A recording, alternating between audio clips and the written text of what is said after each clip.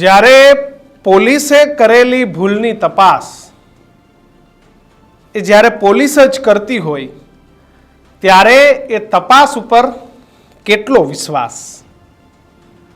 અમરેલીની તપાસ એ નિલીપ રાય એસએમસીના વડા, અમરેલીના તત્કાલીન એસપી એમને સોંપવામાં આવી છે. ત્યારે નિલીપ રાય પર ભરોસો બધાને જબરજસ્ત છે, પણ વિપક્ષના કાન જે સાંભળવા માગે છે એ તપાસમાં ન નીકળ્યું તો, અને સત્તા પક્ષથી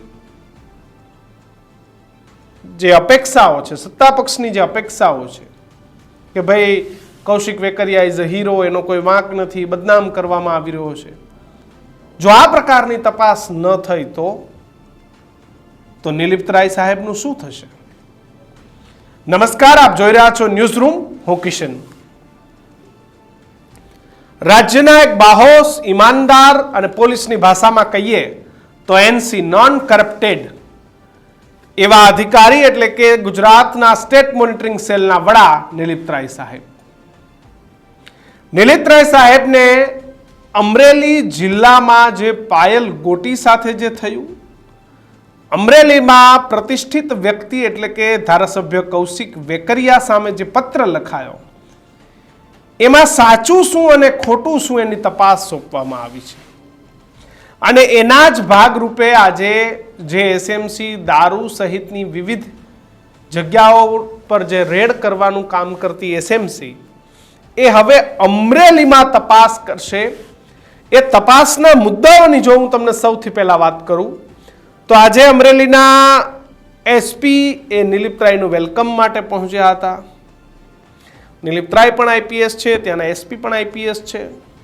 નિલીપ રાય ત્યાં કામ કરી ચૂક્યા છે. નિલીપ રાયની નીચે પણ કેટલા બધા પીઆઈ, પીએસઆઈ સહિતના લોકો કામ કરે છે, જેની સાથે નિલીપ રાયને લગાવ હોય, કારણ કે એના લોકો છે અને એના માટે કામ કરતા હોય છે. એવી જ રીતે અમરેલીના એસપીને પણ પોતાના એલસીબીના પીએસઆઈ સાથે, પીઆઈ સાથે ખાસ લગાવ હોય છે, કારણ કે સુપ્રિન્ટેન્ડન્ટ ઓફ પોલીસના સીધા જ ઓર્ડર એ એલસીબી ફોલો કરતી હોય છે. હું બીજી કોઈ વાતમાં નથી પડતો, ખાલી આટલી જ વાત કરું છું. એટલે કે કોઈ પણ તપાસ હોય, કોઈ ઘટના હોય કે એસપી સાહેબને કંઈ રિપોર્ટ કરવાનો તો એલસીબી કરતી હોય છે. હવે નિલીપ રાય ત્યાં પહોંચ્યા છે એટલે તપાસમાં જે સૌથી પહેલો મુદ્દો આવે છે એ મુદ્દો છે કે અમરેલીના જે તાલુકા પંચાયતના પ્રમુખ છે એમના લેટર પેડ ઉપર પત્ર લખાયો છે, તો એ લેટર પેડને ચોરી અને તેનો ઉપયોગ થયો છે કે આ લેટર પેડ છાપવામાં આવ્યો છે? પાયલ ગોટી અગાઉ પણ કહી ચૂક્યા છે કે આની તપાસ થવી જોઈએ. તો એ પત્ર સાચો છે કે ખોટો એની તપાસ થવી જોઈએ. બીજું કે પત્રની અંદર સહી સાચી છે કે ખોટી એની તપાસ થવી જોઈએ. અને ત્રીજું કે આ પત્ર લખ્યો છે તો એ તાલુકા પ્રમુખે પોતે લખ્યો છે અથવા તો કોઈ પાસે લખાવડાવ્યો છે, અથવા તો કોઈએ એમના પત્રને એમની પાસેથી માગી અને સોચી સમજીને લખવામાં આવ્યો છે. એટલે કે પત્ર સાચો છે, ખોટો છે, કોણે લખાવ્યો છે, કેમ લખાવ્યો છે, એની તપાસ થવી જોઈએ. વાત નંબર 2 એ આવે કે ભાઈ આ પત્રની અંદર જે મટીરિયલ લખવામાં આવ્યું છે કે કૌશિક વેકરિયા 40 લાખ રૂપિયાનો હપ્તો લે છે, આ લે છે, તે લે છે, એની પણ તપાસ થવી જોઈએ. તાલુકા પંચાયતના પ્રમુખનું એવું પણ પત્રની અંદર લખ્યું છે કે હું તાલુકા પંચાયતનો પ્રમુખ છું, પણ મારી ગ્રાન્ટ વાપરવાની એક પણ સત્તા મારી પાસે નથી. જો આવું હોય તો આનું પણ સત્ય બહાર આવવું જોઈએ. કોણે તાલુકા પ્રમુખની કામ કરવાની જે હિંમત છે અથવા તો એને જે પાવર આપ્યા છે બંધારણે, એને કોને કાપવાનો પ્રયત્ન કર્યો? આની સચોટ તપાસ થવી જોઈએ. એટલે આંતરિક ભારતીય જનતા પાર્ટીનો જે ડખો છે, અમરેલી જિલ્લાનો ડખો છે, એ નિલીપ રાય સાહેબ ગૃહમંત્રીને કહી શકે ને ગૃહમંત્રીએ ભારતીય જનતા પાર્ટીના પ્રમુખને કહી શકે ને પોતે પણ જ્ઞાન લઈ શકે, મુખ્યમંત્રીને પણ કહી શકે કે આપણા જ ઘરમાં ભેદીઓ છે. હવે આ જે ચંડાળ ટોળકી હતી કે જેને કૌશિક વેકરિયાથી વાંધો હતો, જો વાંધો તો હતો જ એટલે જ પત્ર લખાયો છે, બહુ સ્પષ્ટ છે. અને એમાં કૌશિક વેકરિયા ગમે ફરિયાદો કરે પણ કૌશિક વેકરિયા એ બધા જ લોકોનું દિલ ન જીતી શકે. એમાં 5 લોકો એ વેકરિયાની સામે પડ્યા. હકીકત છે, કૌશિક વેકરિયા માને કે ના માને પણ હકીકત છે. પત્રની અંદર બીજી બાબતોની પણ તપાસ થવી જોઈએ અને હપ્તા બપ્તા લેવાતા હોય તો અમરેલી એસપી સહિતના લોકોએ પણ એની પર પણ કાર્યવાહી થવી જોઈએ, જવાબ માંગવા જોઈએ. હવે વાત આવે છે કે ભાઈ જે દીકરી પાયલ ગોટી છે એને રાતે 12 વાગે કોના કહેવાથી ઉઠાવવામાં આવી? એ પાયલ ગોટીને ઉઠાવી તો ઉઠાવી, એને કોને માર માર્યો પાયલ ગોટીને? કારણ કે એને પણ આક્ષેપ કર્યા છે કે મને માર માર્યો છે. પાયલ ગોટીને માર માર્યો. પાયલ ગોટીને માર માર્યા બાદ એ દીકરીનું રિકન્સ્ટ્રક્શનના નામે એ દીકરીનું સરઘસ તમે કાઢ્યું. તો એ સરઘસ કોના કહેવાથી કાઢ્યું? ગૃહમંત્રીએ અને ડીજીના બંને કાલના એક સ્ટેટમેન્ટ સોશિયલ મીડિયામાં વાયરલ છે. ડીજી કે આવી કોઈ વાત જ નથી, ગૃહમંત્રી કે સરઘસ તો કાઢવાના છે. પણ એ નેતા અને અધિકારી છે એટલે સ્વાભાવિક છે કે વાત અલગ હોય.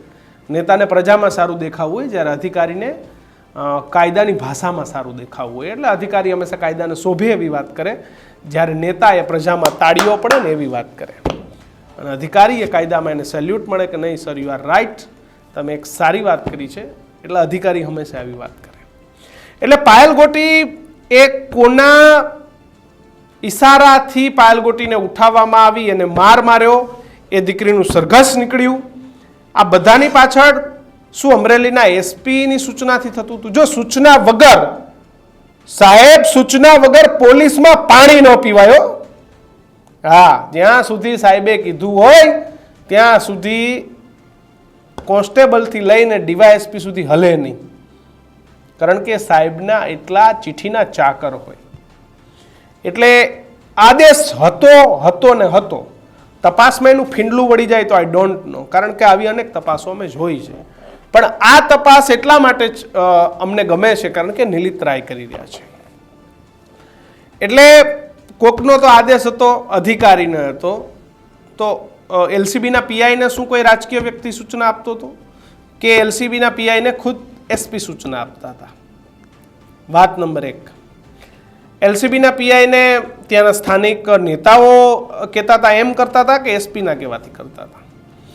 એસપીને એમના આઈજીની સૂચના હતી તો એમના આઈજીને ગૃહ વિભાગની સૂચના હતી કે પછી કૌશિક વેકરિયાએ આઈજીને ફોન કર્યો હતો અને આઈજી એસપીને કર્યો હતો? XYZ અનેક કારણો છે. એટલે નિલિપ્તરાય સાહેબે, મેં જેમ વાત કરી, હું તો એક પત્રકાર છું, પણ સાહેબ આપ તો એક આઈપીએસ અધિકારી છો, આપની તપાસને અમે સેલ્યુટ કરીએ છીએ. પણ આવા 25 કે 50 મુદ્દાઓના આધારે એક એક બાબતની તપાસ થાય તો સત્યનું દૂધનું દૂધ અને પાણીનું પાણી થઈ જશે. જો વેકરિયા સાચા છે, તમે એને હીરો બનાવવા માંગો છો, એ દિશામાં તપાસ ન થવી જોઈએ. વેકરિયાની ભૂલ હોય તો એ પણ બહાર આવવું જોઈએ, અને વેકરિયા સાચા છે તો એ પણ લોકોની વચ્ચે આવવું જોઈએ. પણ આ દીકરીનું સરઘસ કોને કાઢ્યું એ પણ બહાર આવવું જોઈએ. નિલિપ્તરાય સાહેબ, આપ ગયા છો. આશા રાખીએ કે આપના કાર્યકાળમાં, આપના કામગીરીમાં ક્યારેય મીડિયા તો શું કોઈ પણ વ્યક્તિએ કલંક નથી લગાવી શક્યો, અને આપના પર ક્યારેય કાળી ટીલી ન લાગે એવી અપેક્ષા છે. કારણ કે સાહેબ, તમે જે ઇન્વેસ્ટિગેશન કરો છો અને આજે પણ પોલીસમાં જે NCની છાપ ધરાવતા અધિકારીઓમાં આપનું નામ છે એનું અમને ગર્વ છે. બાકી નીચેથી લઈને ઉપર સુધી પૈસા કોઈ નથી છોડતું. અને આઈપીએસની સંપત્તિ જો ગુજરાતમાં કાઢવામાં આવે ને તો એમના ફાર્મ હાઉસીસ, એમના બંગલાઓ પણ એ નથી પડવું. એમના નિજી પ્રશ્નો છે, એમને મુબારક. પણ આશા એ જ છે કે મુદ્દાસર તપાસ થાય. વેકરિયા સાચા છે તો એ પણ બહાર આવવું જોઈએ. દીકરીને કોને લલચાવી, લોભામણી લાલચો આપી એ પણ બહાર આવવું જોઈએ. દીકરીનું સરઘસ કોને કાઢ્યું, કોના કહેવાથી નીકળ્યું એ પણ બહાર આવવું જોઈએ. તમામ વસ્તુ એ બહાર આવવી જોઈએ, અને ફરિયાદ સાચી છે કે ખોટી છે એ પણ બહાર આવવું જોઈએ. અને સાહેબ, આશા એ રાખું કે અનેક ફરિયાદો ગુજરાતમાં આજે પણ પોલીસ સ્ટેશનના લાકડાના જૂના કબાટોમાં ફાઇલોના રૂપમાં સડી રહી છે. આશા રાખું કે તમારી તપાસ એટલી લાંબી ન હોય, કારણ કે અમે અનેક એવી તપાસો જોઈ છે કે જે તપાસોની ફાઇલો આજે પણ પસ્તી બની ગઈ છે. તો પ્લીઝ જે કરો એ જલ્દી કરજો, અને જલ્દી એ ફાઇલ લોકોની વચ્ચે આવે, જલ્દી એ તપાસ લોકોની વચ્ચે આવે, એ જ આશા અપેક્ષા. નમસ્કાર.